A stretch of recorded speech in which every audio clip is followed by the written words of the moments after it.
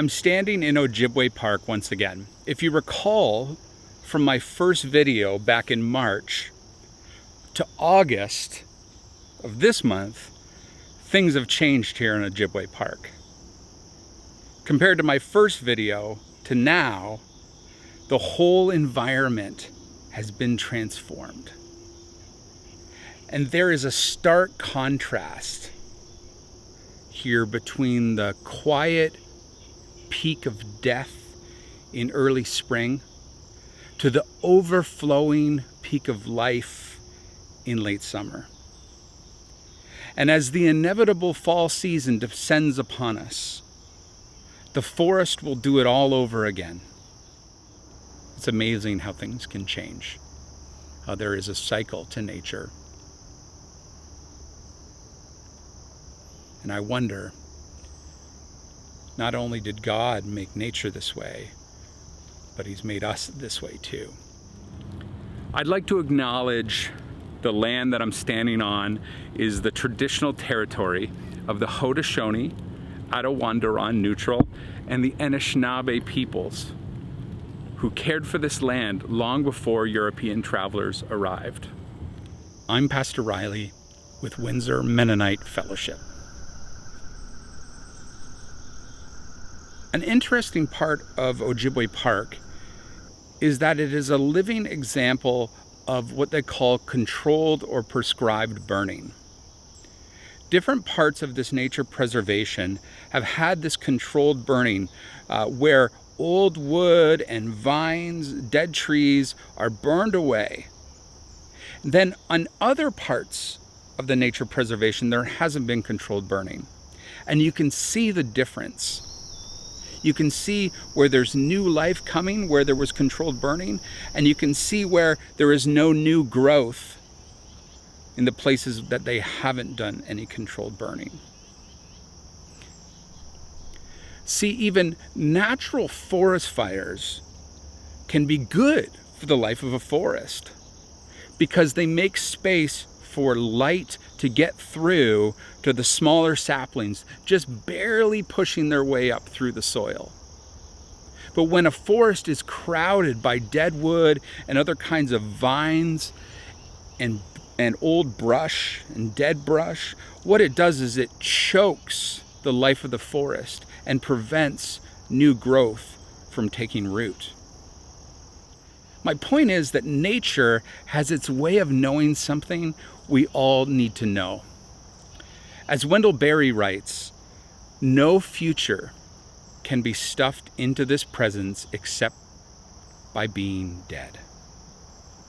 For some things to live, sometimes other things need to die.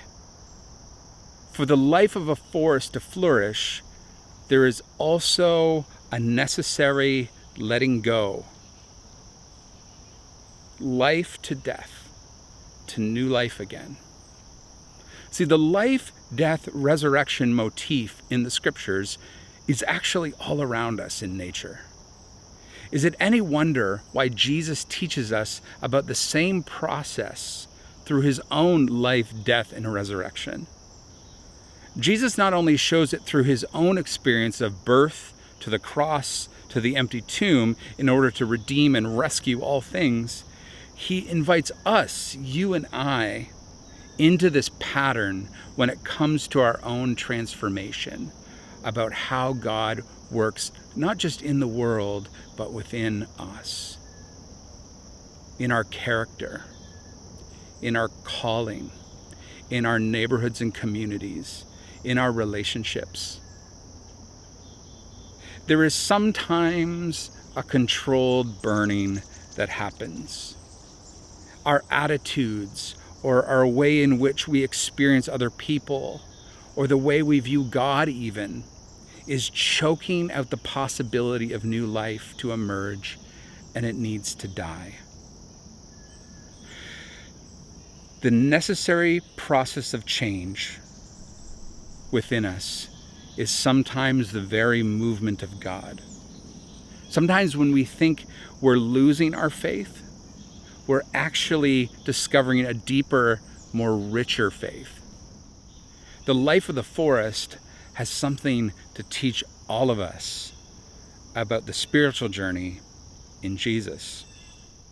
We all have a life, death, resurrection pattern if we're willing to be formed by following Jesus into this pattern of living. It's just not an idea to believe about Jesus. It's an invitation to participate in the life, death, resurrection way of Jesus. That there are some things in our lives that need to go for there to be new growth to emerge from the soil.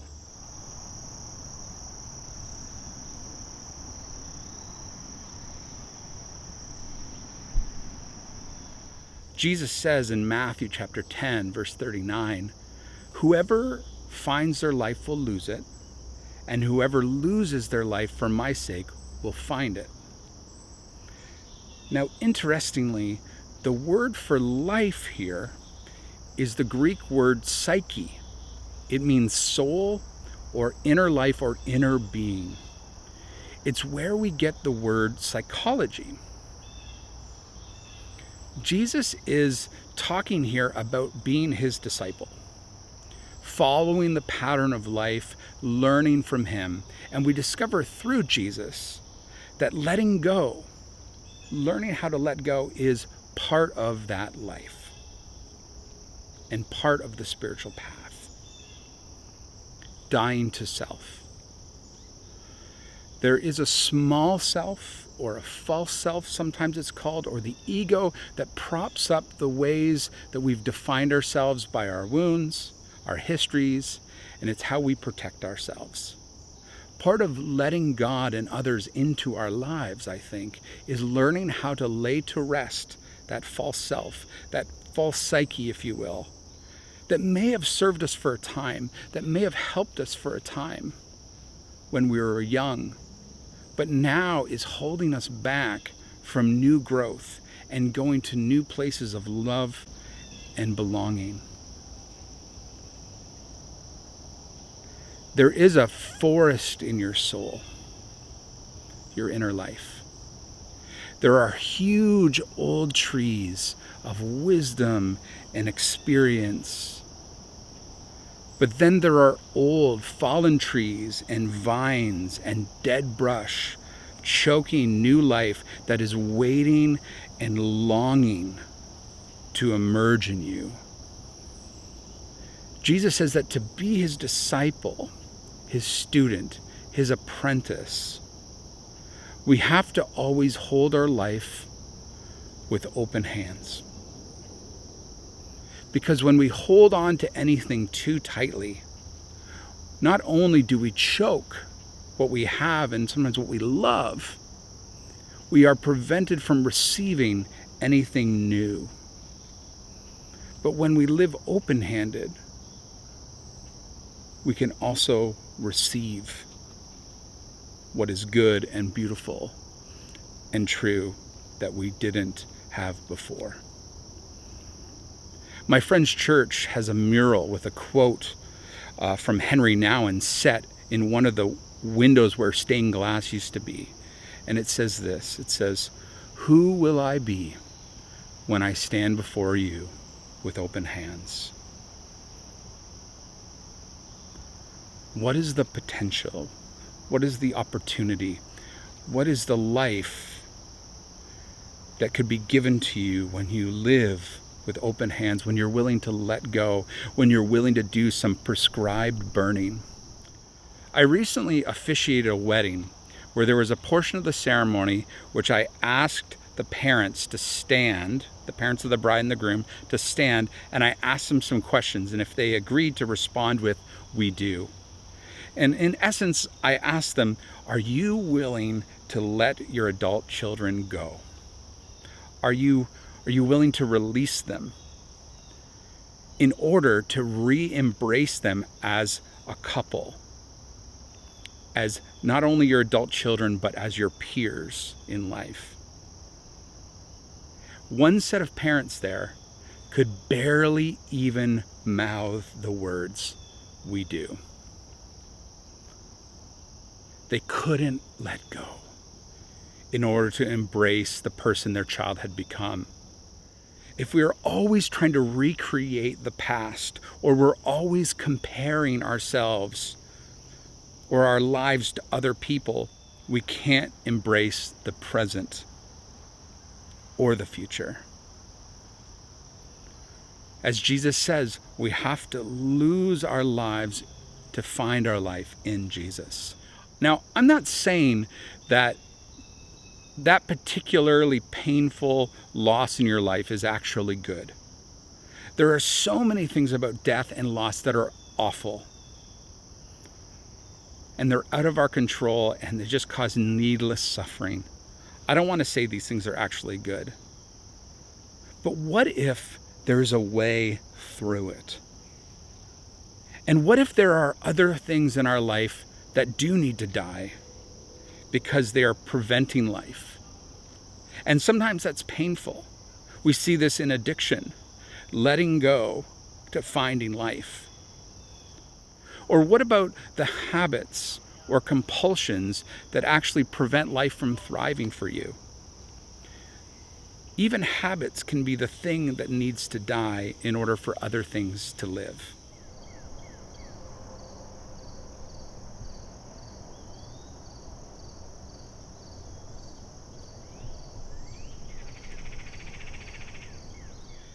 Spiritual practices are a form of controlled burning because they are essentially learning how to die.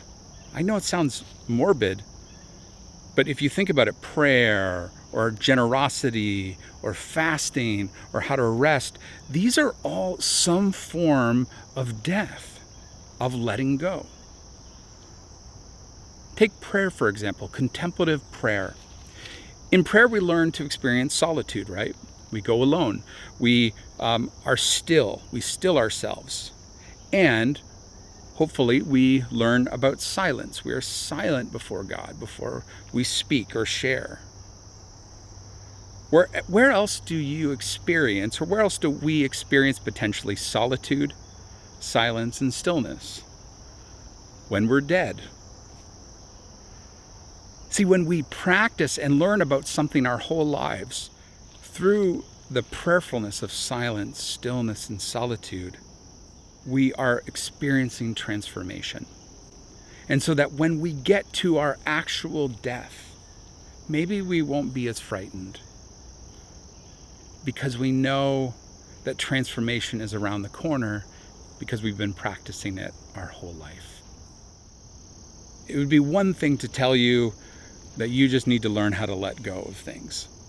But discerning what that is and setting examples is something deeply personal. And so I would like to share with you one way that I learned I needed to let go. And it was through a bizarre set of circumstances. But it turned into a ritual that helped free me from ways that I've been held back. A few years ago, in late December, I had a dream. I had a dream that I was hiking through the U.S. Southwest with my family. As many of you know, I've actually traveled through the deserts of the U.S. Southwest on a number of occasions, so it was no surprise it surfaced in my unconscious. The desert is a mysterious and prayerful landscape I am drawn towards. I dreamt I was climbing a small mountainside of red rock you'd often find in the deserts of Arizona and southern Utah. In my dream, there was an archaeological site to explore at this particular summit. My family and friends were waiting for me at the top as I climbed, carefully placing my hands and feet in the nooks and edges of this red rock. And then suddenly I began to hear music in the valley below. I looked down over my shoulder as I was climbing to see a 3-piece band in the distance, setting up outdoors and actually playing a familiar song. The song was called Let It Go, an actual real life tune that I'd started listening to by a musical group called Murder of Crows. The song sounds like a contemporary Irish dirge. It was very soothing and yet full of grief and longing. The music washed over me as I climbed the staggered wall of red rocks, and the chorus went like this. Let yourself let it go. The plans you have and the needs you know. Stay awake through the flow. Let yourself let it go. In my dream, I'm overwhelmed by this moment for some unexplained reason, and tears flood my eyes as I climb my way to the top. No one else seems to see the band or hear the band play. It's just me. It was a curious dream, one that stuck with me in the months ahead. I didn't know what it meant, but it sure seemed important. You know, those dreams you sense are meaningful, but you're just not sure why. That was December. And in February, I fell in love. And I fell hard. It's embarrassing to admit, but it's the truth. She was a kind and welcoming soul, artistic and community focused, socially conscious, respected from her peers, and she loved Jesus. And to my pleasant surprise, she seemed to like me in return. I was completely taken off guard by this romance. And because she was an American, we were figuring out how to do the whole long distance thing and how that would work. So exhausted from spending many years dating on and off, I had really thought I found that special person. So I emotionally invested myself far more than the speed of the relationship. I jumped and I crashed. By the beginning of June, this relationship was over. She broke it off with me. But this short-lived February to June relationship was done. And I was devastated, heartbroken. Thinking back, a lot of grief surfaced in me during that breakup. That didn't have to do with just that relationship, but years and years of unsuccessful relationships made this short-lived, long-distance romance the tipping point of my repressed shame and grief. The weeks following our breakup, I was not doing well. Haunted by my feelings for her, wondering what I did wrong, overthinking things. What could I have done differently? Wondering if she would even change her mind. And I was also deeply embarrassed by such a short-lived relationship that had such a large impact. But needless to say, I was miserable. That was June. By July, I was back in the desert, actually back in the desert of the US Southwest with some old friends. We were sleeping under the stars, exploring the various slot canyons and petroglyphs left behind by the ancient Anasazi people in southern Utah. It was another incredible pilgrimage into the desert. This time, though, I was carrying a lot of baggage with me into the wilderness. And it was even apparent to my traveling companions who knew me well that I was different. And in the middle of a hot July afternoon, we had hiked 3 hours through the wilderness to a place called the Citadel. The Citadel is an entirely natural rock formation that begins with a giant land bridge leading to a tall, narrow mountain peak that looks like a tower despite it being completely natural. So we're going to be doing this hike out to that. This is the Citadel. And we found the spot through just some simple directions and coordinates. This is the kind of valley. And we're going to figure out how to get down there and over there. At the top, there are these ancient archaeological dwellings built into the mountain face of this spire and petroglyphs, roughly 2,000 years old. And it's beautiful.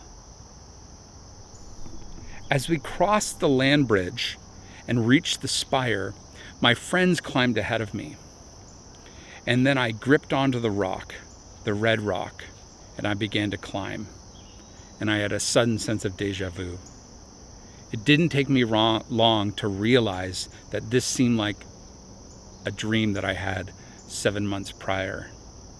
Here I am on the side of this red rock, climbing up towards an archaeological site.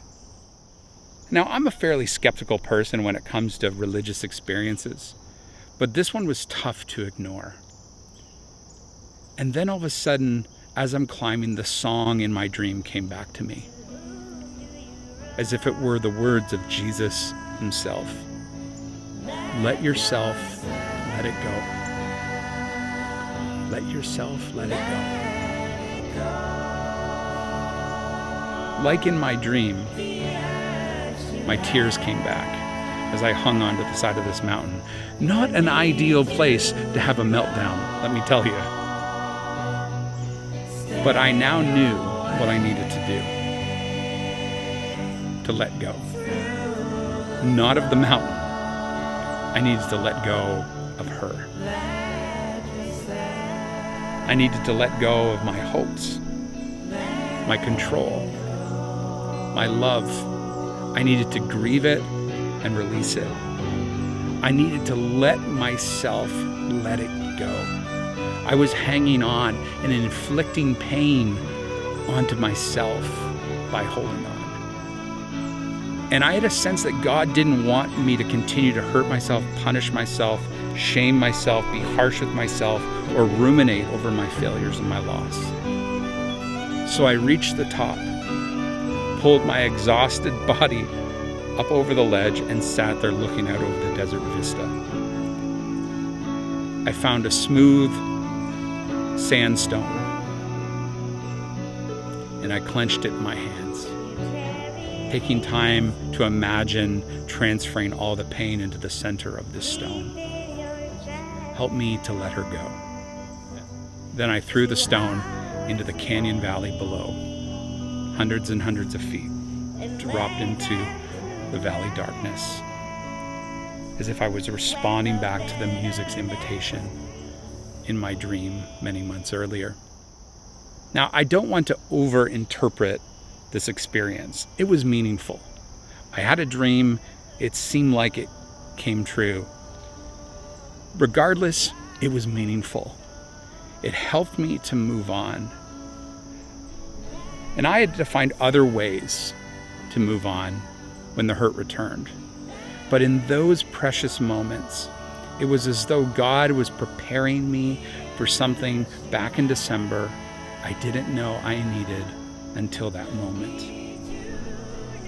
Before I had met this person, before I had this heartbreak, God prepared me for the process of losing my life in order to find it again, through throwing that stone into the canyon. Can you let yourself let it go? The plans that you've had, the hopes and maybe even the dreams that you've had. Maybe there's a course correction that's happening right now that God is inviting you into, but the barriers are the old growth, the expectations, the resentments, maybe even the unforgiveness that you're holding on to, that you're cherishing your resentments because you're finding identity in the ways that you've been harmed. There's this invitation to doing some controlled burning in our lives, to letting it go. And Jesus invites us into this process, this discipleship path that is learning how to release, how to let go in order to find what is new and good and true and beautiful, that both honors the past, learns from the past, and embraces the creativity that comes from the kind of destruction or deconstruction that we see all around us in nature. For some things to live Sometimes other things need to die. So may you embrace the process. May you discover your life in Jesus as you let go of things that are impeding your life. Go in the grace and peace of our Lord Jesus, and we'll see you again soon.